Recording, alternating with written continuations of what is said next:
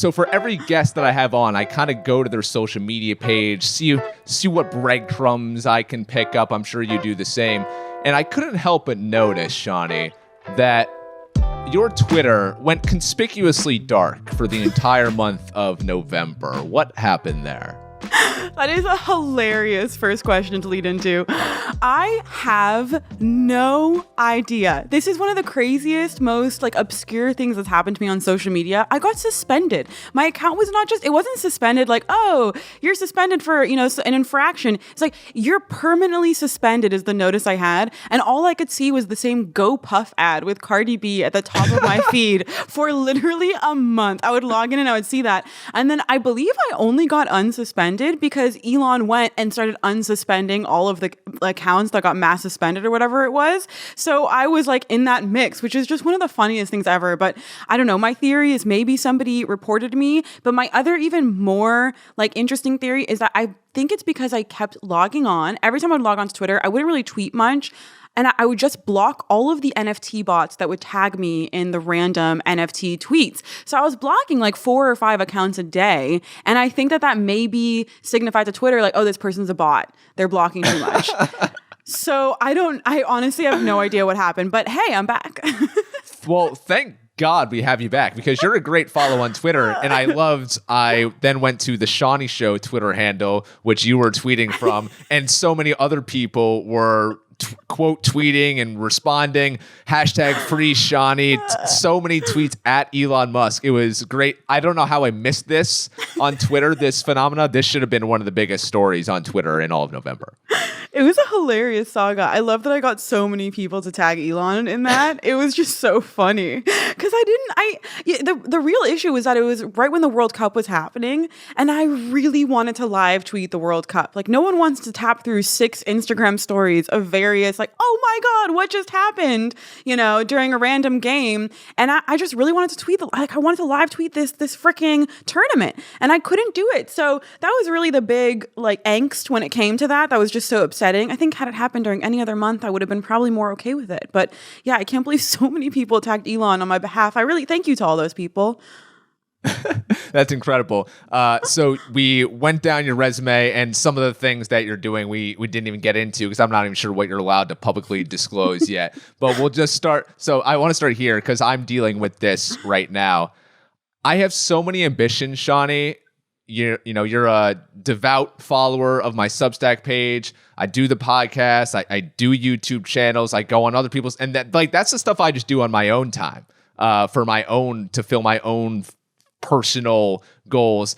Then I'd work on a bunch of other stuff outside of that. And I have so many dreams and goals and ambitions. But the problem is when you try to accomplish everything at once, you don't really end up accomplishing anything at all. Sure, you make little bits of progress here and there, but you never actually do what you set out to do. But then my solution for that, to combat that, is well, you're not doing enough here, just do more. And then me being an overambitious person and not being able to give anything less than 100%, each time I learn a new skill, I just have to apply that skill now. I can't go back to the way I used to so I can never take my foot off the gas is what I'm getting at. And I know you are similar to me. You also have so many things, you're doing so many things right now, and you already have so many ideas in your head circulating about the things that you want to do next year and 5 years from now. So how do you deal with all of that? Because I am going crazy.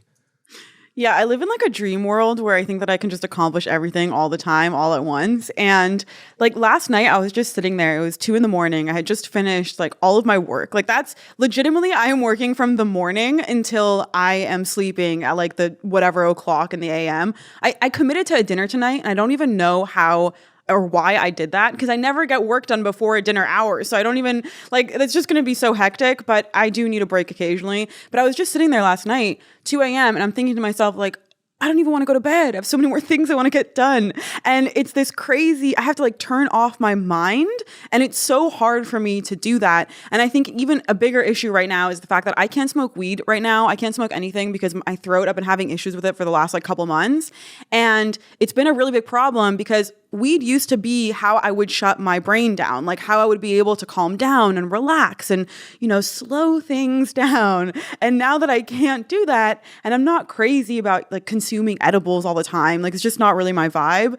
So it's just been very hard to slow down. I haven't had a single day off at all in the last, 3.5, 4 months. Like, I'm not even kidding. I haven't taken a Saturday. I haven't taken anything. So it's been just go, go, go. And that's something that I've struggled with my whole life, is this idea of like not focusing on one thing. And so therefore kind of doing everything mediocrely, if you will.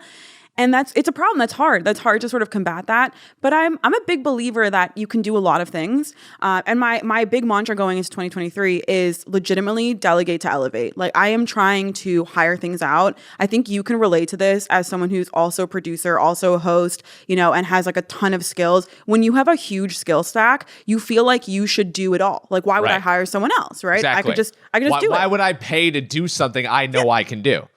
Literally, like I'm also a full stack developer, which is like a skill that I rarely tap into, but I now am reworking on the Shanni Show website, and I'm sitting there like killing myself doing it on this drag and drop thing. And I'm like, why don't I just code it myself? So then I started coding it, and then I was like, oh, why don't I just go use this? Then I started using that, and I was like, all right, it just became so messy. And I think at the end of the day, like, when you have so many skills, it's a blessing and a curse, because you start just trying to do it all. And I'm really trying to hire things out this year, because there are a lot of like, there's certain things that I can do with very minimal effort. Being on camera, hosting shows, I love doing that. I can talk to people all day. It's the production side of things that's a lot more arduous for me. So if I can hire all that out, I mean, what a delight. I can accomplish so much more. And I love doing like the business stuff, being chief of staff. I love handling phone calls like that. I love, wheeling and dealing. Like that's my ballpark. That's where I thrive.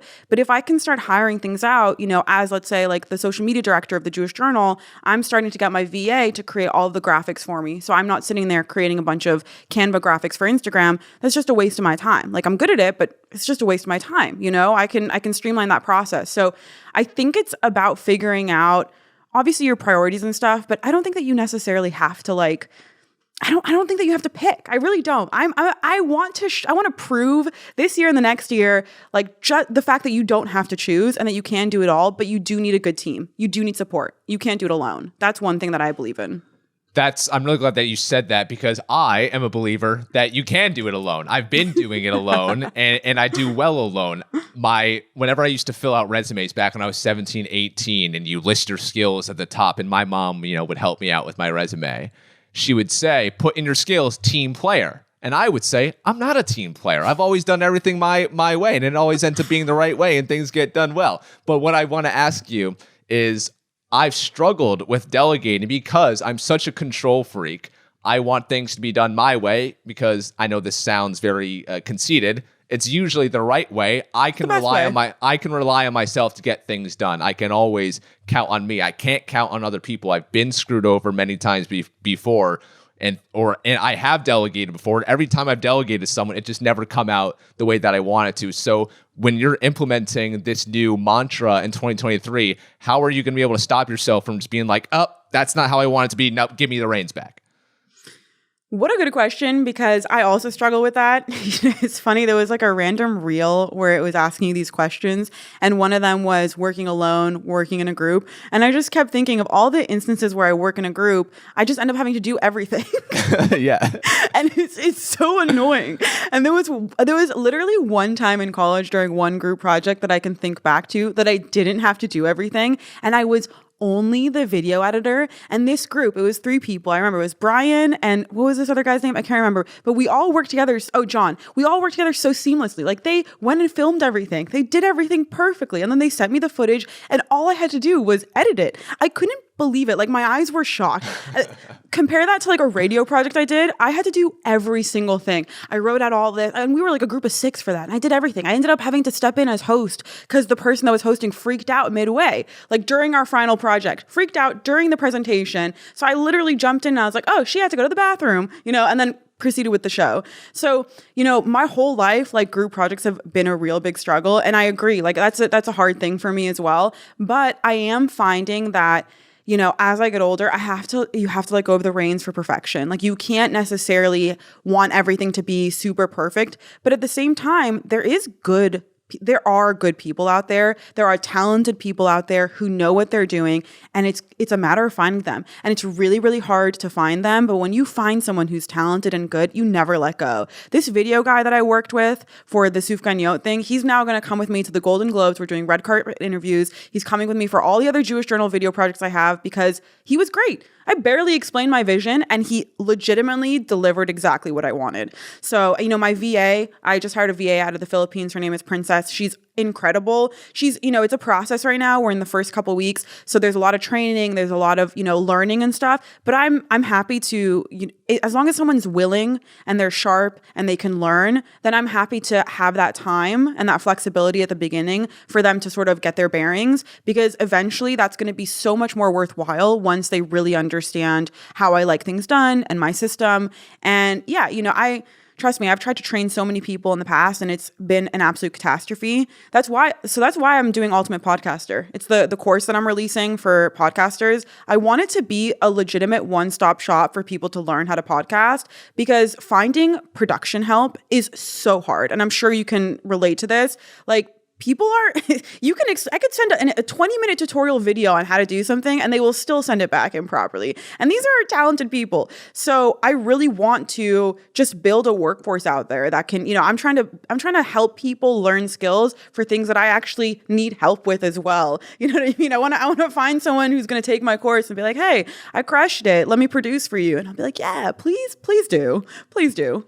So when you've put out so much stuff through the years, whether it's you on air or behind the scenes, you're going to have successes, you're going to have failures. There's going to be times where there's mean comments, where something doesn't perform as well as you would have hoped. I remember you telling me, and I hope you don't mind me sharing, that you did an interview with Gary Vee, everyone knows who Gary Vee is. It didn't do as well as you would have hoped it would. Usually everything that Gary Vee does turns to gold.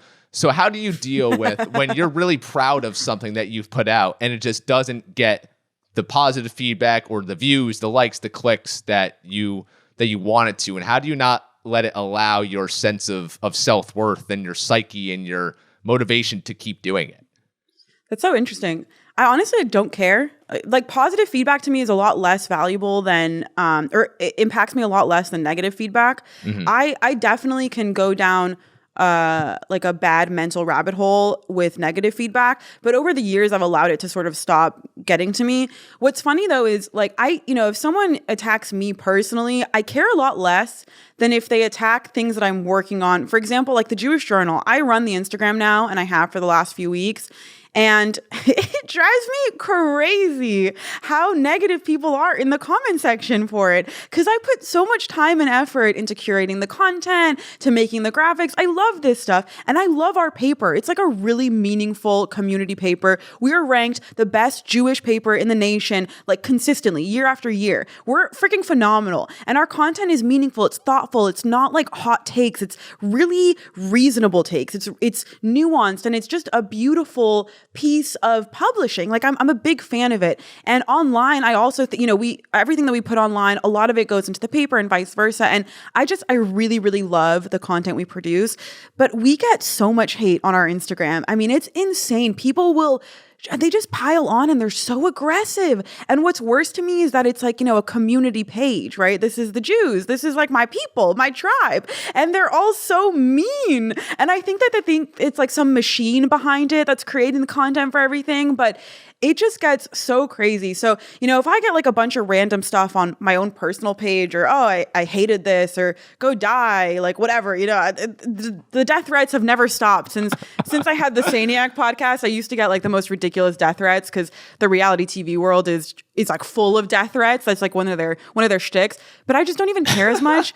But when the Jewish Journal gets hate, it does get to me. I'm like, why? Like, what? This is supposed to be community, But I am really trying to not let it. I mean, I shouldn't take it personally at all, because it's so not a personal attack. If anything, the stuff that's directed to me should feel worse. But there's just something about it that, I don't know. Maybe it's because it's also like a family paper. Like, I work with my dad and I know how much effort he puts into everything. And like, I know all of our writers and I know how much they put effort into everything. Like, we're not a clickbait paper, you know?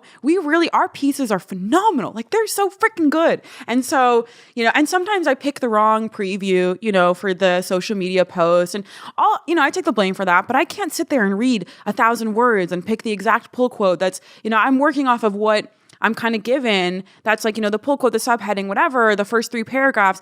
And a lot of times it doesn't necessarily give the entire picture perfect view of the actual piece. So I get when people sort of have like an initial reaction to just what they're reading. But click the link in bio to read more. Like, it says that for a reason. And no one ever does that. No one ever clicks the link in bio to read more. They just go off about those stupid headlines. Right. It's just driving me crazy.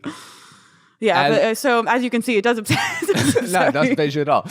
As we're going into the new year, I'm just curious, in 2023, what do you think makes, this is a very vague general question, what do you think good content is nowadays? It obviously changes all the time. What an interesting question. Everyone's always like, oh, your content needs to give people value. It's like, it drives me crazy when I hear that word because like everyone's so obsessed with providing content for the viewer. And I'm a big believer of providing content that you like to create. Like, we kind of like forget about that, Everyone calls themselves a creator, but are you actually creating out of a love for creation? Or are you creating because you're trying to pander to an audience? And, it is obviously easier to grow anything in a niche. Like, I know when I start marketing Ultimate Podcaster, that's going to be way easier to grow than Shanni Show. But I don't, I'm not trying to turn Shanni Show into like a niche show. The reason why it's so ridiculously general and broad is because I'm general and broad. And I create the stuff that I love to create because I genuinely feel like I am a creator. And, I think that the content, it's a tricky question, It's like, it should add value to people, sure. But at the same time, do what you love. Like, have fun with it. People really lose sight of that. I really like that you said that, and that's kind of the mindset that I've been wrestling with over the last few months with regards to this podcast, because like you said, and I know all the tried and true tips and strategies that all the best people in podcasting advise you to do.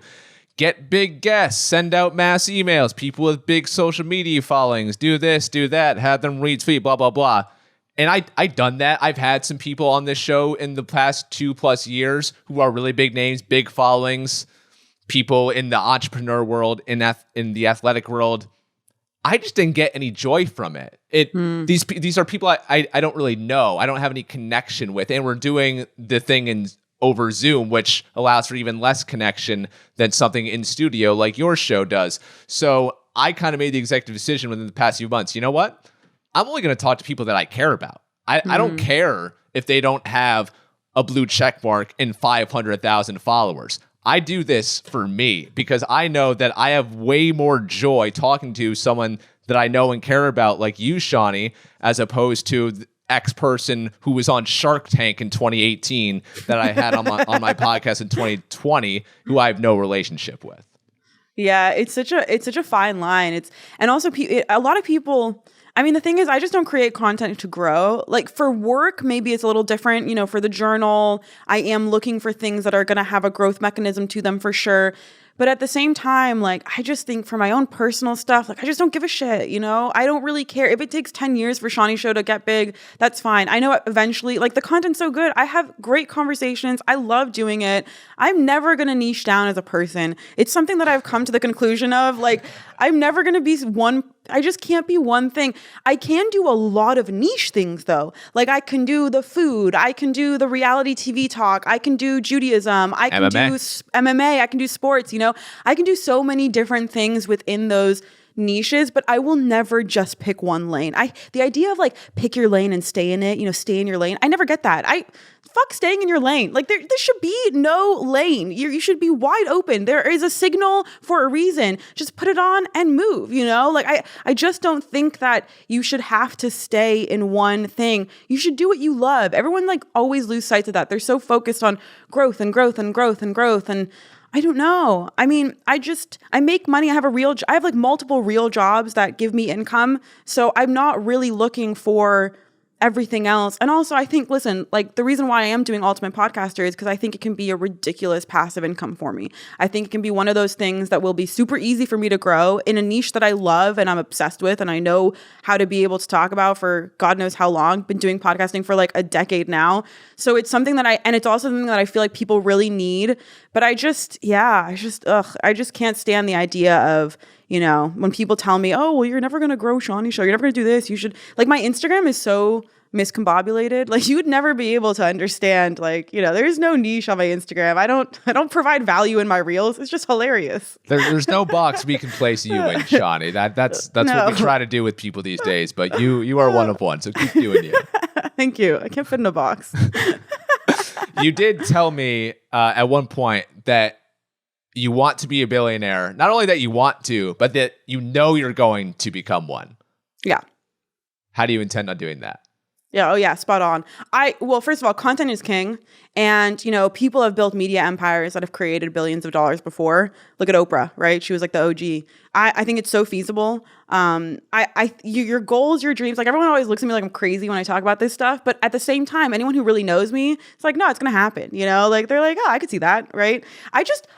The way that I see money is so different to, I think, how a lot of people see money. I don't see it as money. I see it as freedom.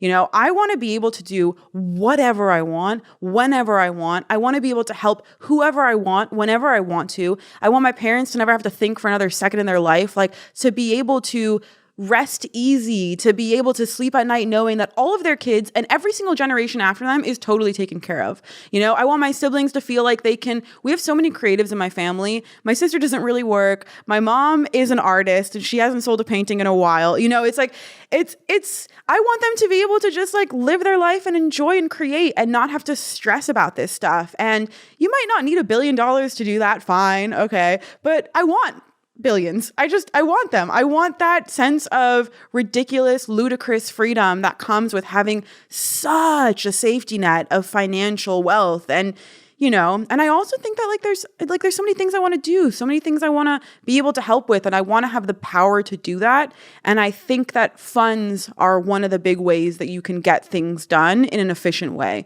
Like, I don't like the government. I find them to be one of the most inefficient businesses on the face of the planet. They operate at a deficit. They're disgusting. Their budget is horrible. My grandma could clean up their budget so quickly if she went in there. Like the U.S. budget of trillions of dollars. Yes. My grandma would go in there. She'd be like, why are we building bridges that go nowhere? Why are we paying $20 for a roll of toilet paper in the White House? Like, you know, just the stupid things. She would cut everything down, buy this in bulk, do that. Like, I think that they're so inefficient. So to me, it's like we pay all this money in taxes. It goes nowhere and it's meant to help people. I want to be able to take my own personal wealth, put that somewhere that's actually going to do shit for people. Like, create products that are going to help people, create infrastructure in other places that's going to like do something meaningful. I think billions of dollars is one of the best ways that you can actually impact the world. People have a really bad perception on billionaires. Not that there's always like, you know, listen, not all billionaires are great, but I want to be a great billionaire. And I really want billions to be able to do that. And at some point, I want to buy a private island and create my own little nation. So. If you were a billionaire, I hand you $1 billion right now. What's the first thing you do with it? Oh my God. Well, definitely sell my mom's house and get her a new one. Get my sister a car. Get myself a car at some point. Get a house for me and my sister to go move into. Set up a studio.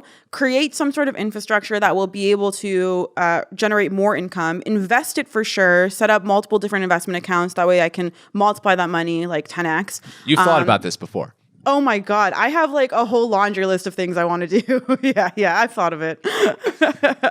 The dream for me, among many, but one big dream I've thought about recently, I would love to just have my home just be a production house. Like one room is a studio just for recording, one is just for editing. I want 30 screens everywhere. I'm a minimalist, but I want some just massive production studio where I can do this in person and edit all sorts of videos and have, you know, an area for my staff and like a little gym and that'd be so great.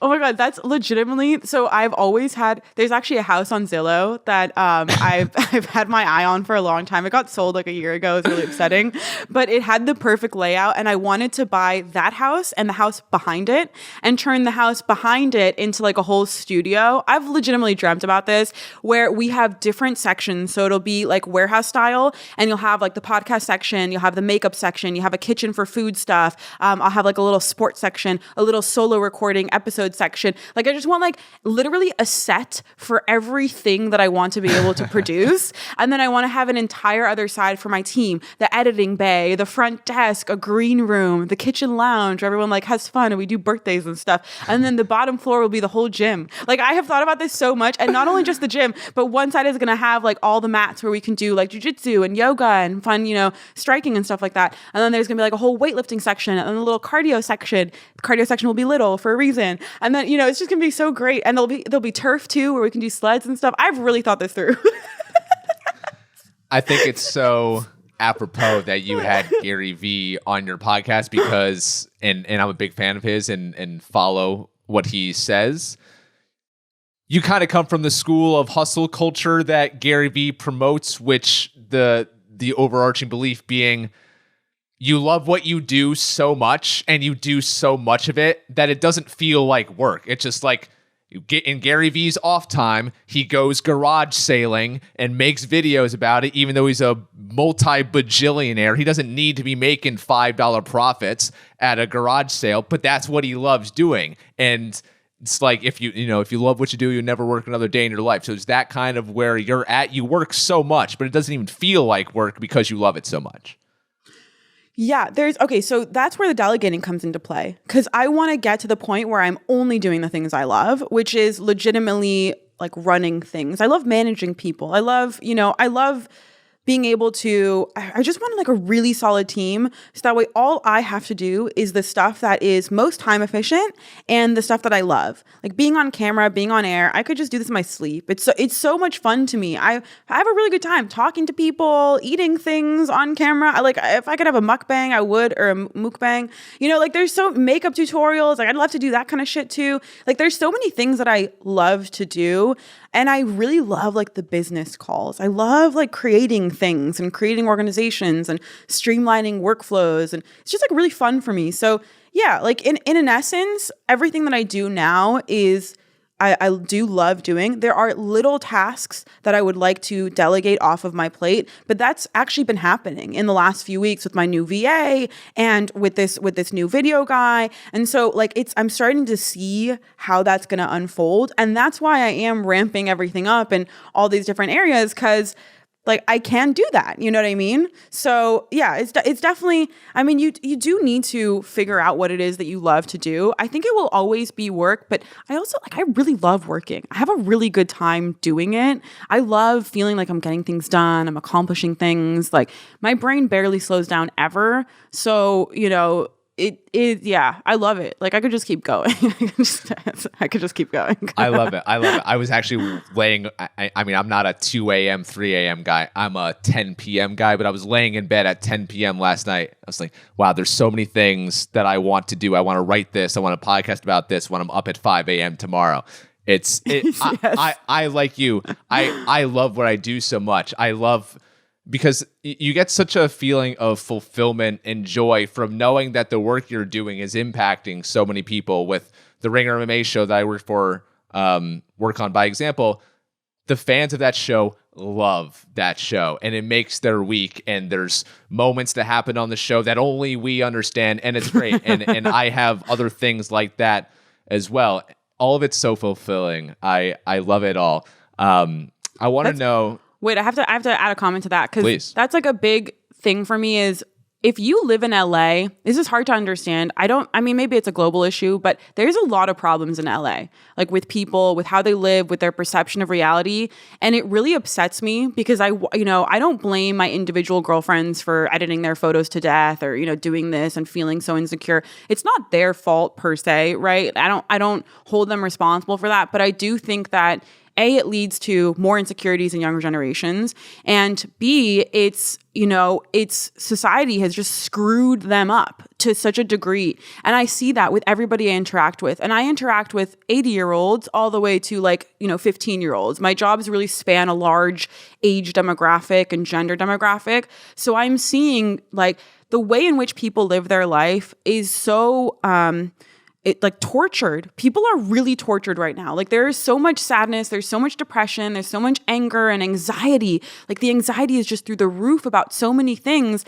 And you'd be surprised. You look at some people who you think have it all. They're killing it. They're doing this and they're a great speaker, but they actually are shitting themselves before they go up on stage, right? And they're so stressed out and they actually care what they look like and they care if, their stomach looks a little fat or whatever. And there's so many random things like that. And then there's also the side of this lack of integrity with a lot of the people that we see in the media, that when you have exposure to those people from the back end, you start to understand, wow, these people preach an entire different practice than they actually live. And they have this massive disconnect between their public brand and their private brand. And, there's so many different nuances like that within the entertainment world, within the content world, that I think are contributing to all of these factors that are negatively impacting people and are contributing to the way in which society is harming all this next generation of humans and honestly the current generations, right, that are out there already. It's just such a negative impact. And that's one of the reasons why I love content and why I love doing what I do, because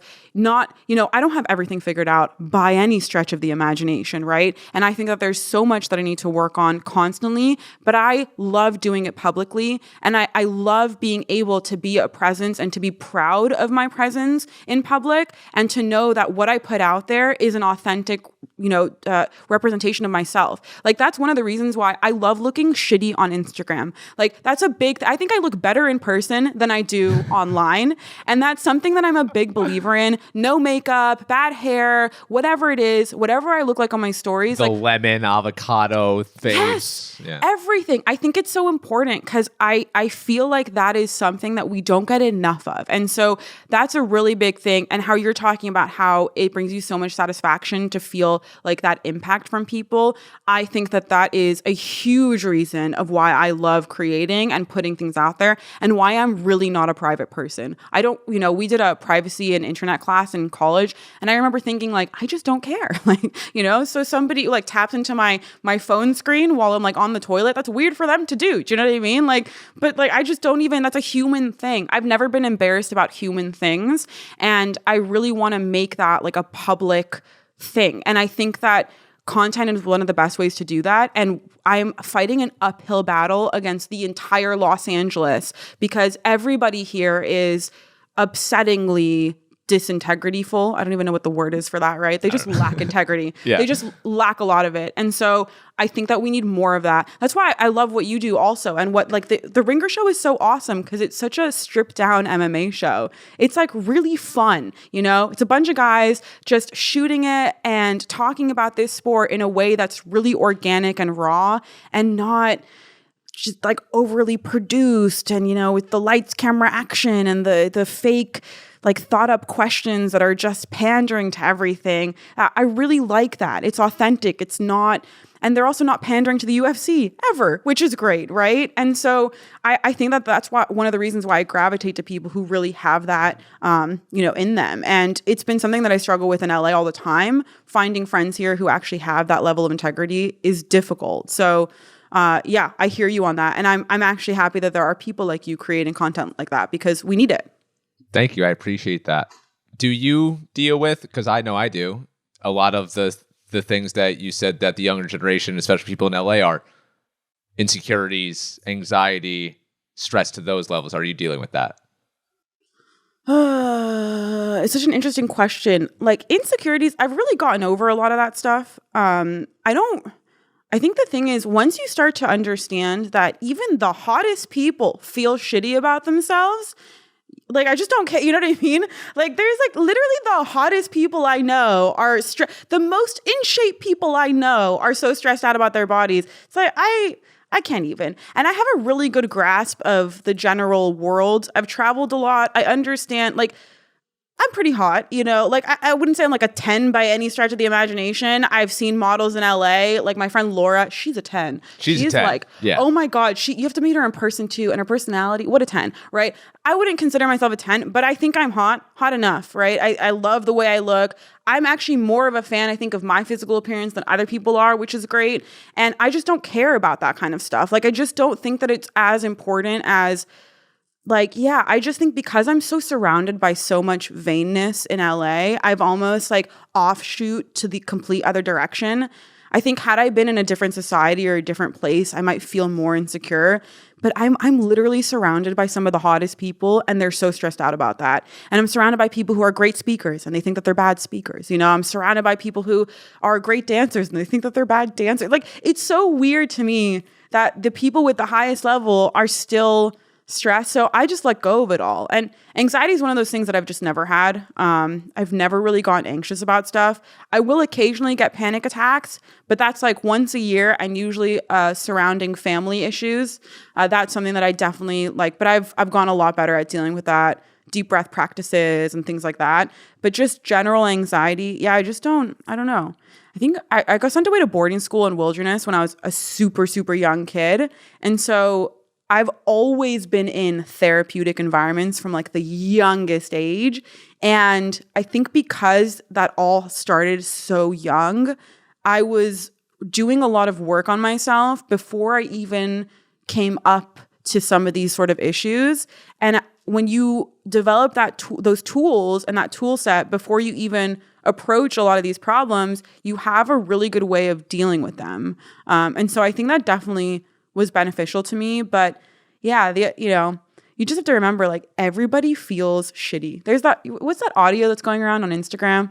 That's like, why would I feel, why would I feel like bad or whatever? Everybody feels bad. Why would I feel, no one feels like they got it going on. So why would I, you know what I mean? No one feels like they have it together. So just don't stress about it. Like, just relax.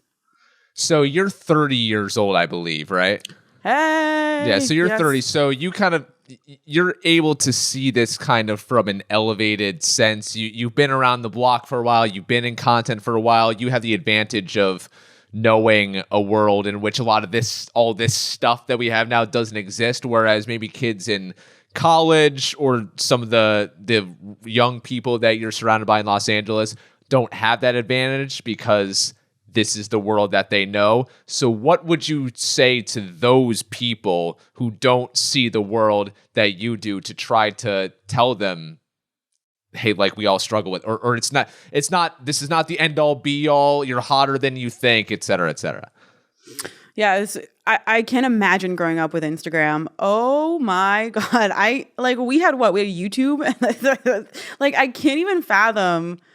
I really can't fathom it. It's one of those things that I don't understand. I can't understand. I feel so bad for them that they have to grow up in this generation with that kind of pressure, and even like having Snapchat, and oh my God, it nauseates me to think of like what childhood would have been like with all of this stuff. Just so much worse, you know?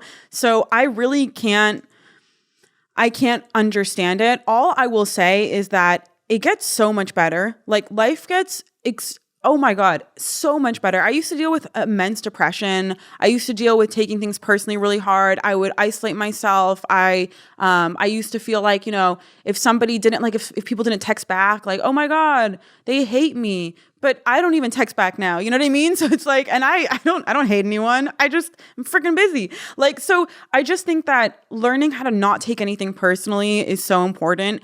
The best thing you can ever do is to literally fake things until you make them. Because, for example, like, okay, let's say you think a friend is mad at you, right? But they're not actually mad at you.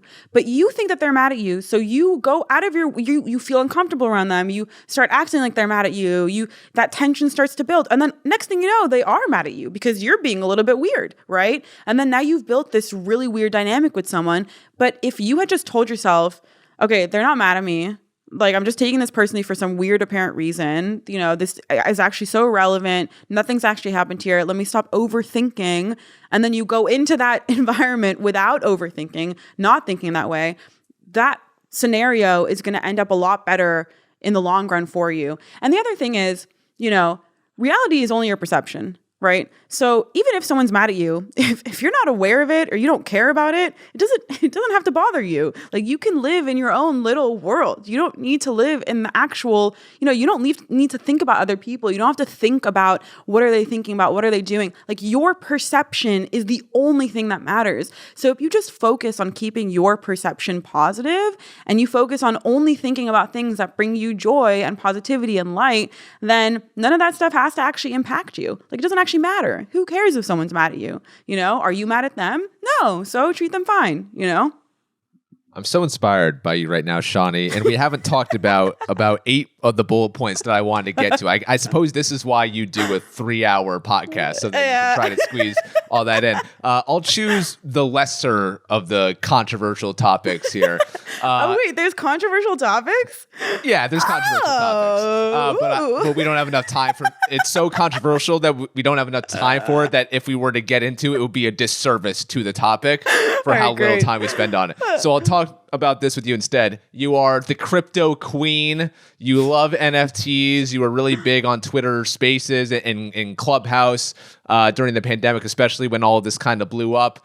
You're very intelligent, and I come to you for insight on all of this. Now, NFTs are in a weird period right now. We spent 2020 and 2021 being told how amazing they are. This is the future. I mean, Bored Ape Yacht Club was everywhere, taking over the world. People are spending exorbitant amounts of cryptocurrency buying these animated pictures of animals and people. And all of it has seemed to have cooled off, and all the people who were naysaying that all of this is dumb feel vindicated. The, NFT prices and Ethereum and Bitcoin prices are all not great right now for those of us who are invested in the long haul like me. Thanks for the reminder. What do you have to say about the state of the industry right now? And do you think this is doomsday? All the naysayers were right and it's all done, or this is just a blip in the economy? This is a new concept in crypto, but this is not a new concept in the world of economics. So is this just an economic blip, or is this like crypto's done? The markets are shitty across the board. So it's a hard time just in general, I think, financially for everything. And I think that always is going to play into it. We've seen crypto go through many fluctuations, up and down, up and down, up and down multiple times. And so I do believe that there will be a resurgence, particularly within crypto, Bitcoin for sure, Ethereum for sure, because these have use cases. These have long-term use cases that we can actually see. They're tangible and they are going to be beneficial.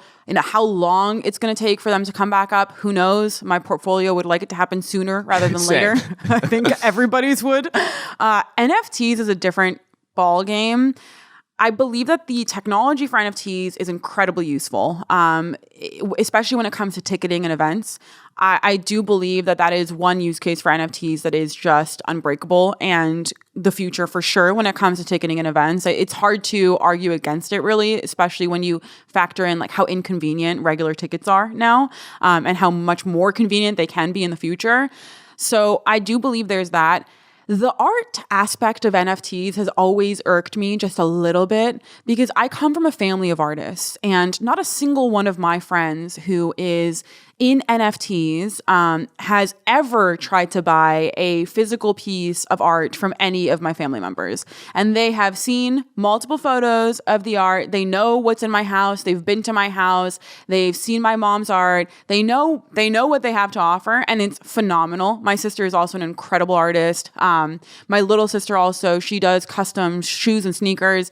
And so all of my friends, not to call them out, but legitimately the NFT space was full of just clout chasers, and they were using it to growth hack online and social media, which is fine, but be honest about it and don't go about pandering to, oh, we're here to support the artist, when you're legitimately not. You don't give a shit about artists. You don't at all. Like, they don't care, So I've always had a problem with this idea that it's for the artists when I don't feel like it is at all. And at the end of the day, a lot of these artists get screwed in their projects anyways.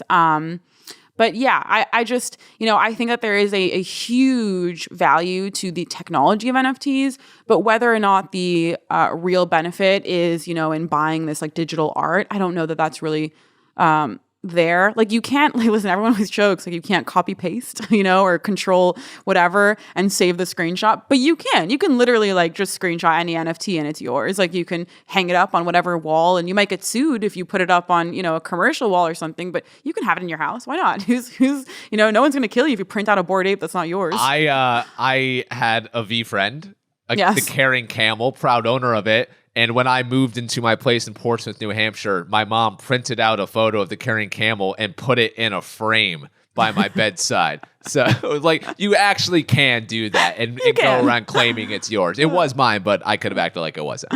Absolutely. So, you know, it's like, you know, people, they like to act all like uppity about things with that. But yeah, you know, there's just so many people in the NFT world are just full of it. And they're really not there for the artists. And they have all these like deep, meaningful Twitter spaces about how they're there for the artists and for the artists. It's like, dude, shut up. Like, you're actually not. I actually know all of you in person. I know the behind the scenes conversations. All you want to do is make money out of this, you know?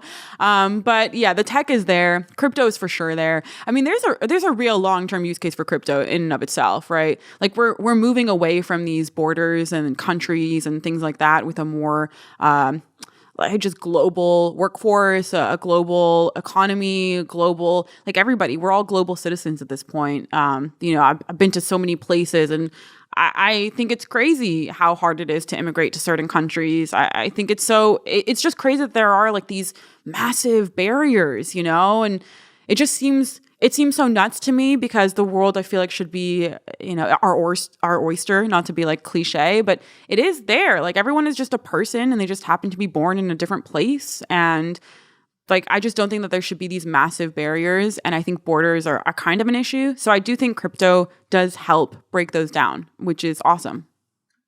Okay, final question here. We've got to get you off to your 9th job of the day. For the 10 MMA fans that listen to this podcast, what is the number one fight that you have to see in 2023? Oh my God. Have they all even been made? No. This is a fantasy fight that is within the realm of possibility of happening, and you need to see it made. I thought it was like I was supposed to know the whole schedule. Let's see. That's a really good question. Joanna's not coming back. I'm sorry. I know. Sorry. That's so annoying that you just said that, because I really was about to say. I love her so much. There's never been a fighter that is more entertaining, win or lose, than Joanna. Like even her losses get me going. Like they're so exciting. That's a really good question. There's so many amazing fights. I feel like I have to give a shout out to Natan Levy in this, just like for a brief moment, because I love him. You know, I'd love to see him take on somebody a little bit, maybe not in the rankings yet, because he said he's not ready for that, but you know, someone there. But oh God, you're probably the first person who has been asked this question in the last 2 weeks who has said, "Yep, can't wait for the Natan Levy." I mean, yeah, I'm so excited for that one. All right, I have to go to like the women's. Oh my God! There's so many fights that need to happen. Valentina, Amanda 3, Zhang Wei Li, Valentina at 125. Valentina beat Amanda during one of her fights. You know who I would love to see fight, just period, and anyone, is Tatiana Suarez. I will say that. I want to see her come back. And then the other thing I will say, I'd love to see an atomweight fight between Marina Rodriguez and Michelle Watterson, if they're going to bring her back at all. Yeah, so if that could happen, that would be fantastic. You're always on the atomweight train. I can't help it. The atomweights need to happen. Like, it's not fair. We are a smaller gender of people. Like, we need more weight classes, and they're not going to, you know, like, we don't need 145 could just get scrapped. Like, right. There's 2 people there. The rankings is like non-existent. Every time Jedi posts that, I crack up. Yeah. It's funny. Okay, for the 8 people that are still listening, thank you, Shanni Suissa, for joining me. You're a ball of energy. I'm ready to run through a wall right now. I'm very motivated. Same. Thank you for being here. Thank you for everything that you do. You're putting great stuff out into the world, great vibes into the world. Very appreciative of you, and thankful to call you a friend. So, Shanni, thank you, and good luck with everything. Oh, thanks, Troy. And I hope I didn't talk too fast for your listeners. I will say in post, sometimes I slow myself down. Do you? I'm not going to lie. There are times when I've gone on rants that are so fast, even I'm listening back thinking, oh, that's too much. that's too much.